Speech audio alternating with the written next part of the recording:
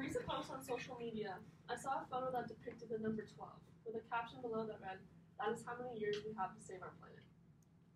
This was in reference to a recent report done by the UN that tells of over 6,000 scientific references from across 40 different countries that explain the need for a huge reduction in our destructive practices in order to keep our planet's global temperature rise from under 1.5 degrees Fahrenheit, which would reportedly prevent a, quote, catastrophic disaster.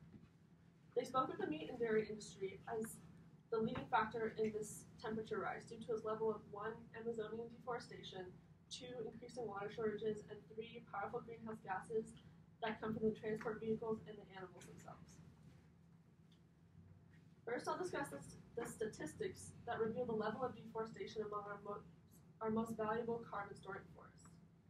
In the Amazon rainforest, 91% of deforestation is due to animal agriculture alone, at a rate of 1 to 2 acres cut down every second.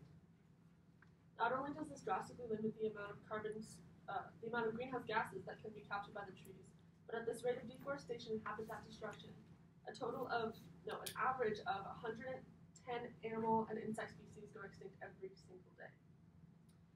Another increasingly prevalent problem with the animal agriculture is the amount of Earth's freshwater that is being used. According to the UN report, a third of all freshwater is being used for the meat and dairy industry alone. Do any of you know how many gallons of water it takes to produce the meat for one hamburger? 660 gallons of water. That's the equivalent of showering for 2 months nonstop. And finally, I'll discuss the amount of greenhouse gases that are released into our atmosphere due to the meat industry.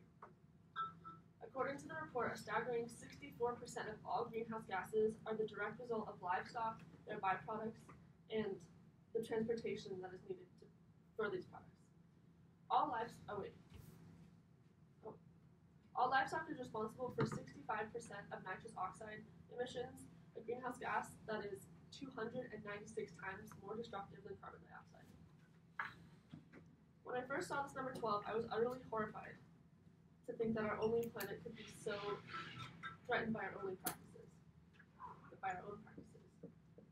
My goal today was not to tell you that you all must stop eating meat and become vegetarians, but rather to inform you of the consequences of practices that are not sustainable or realistically viable for our future.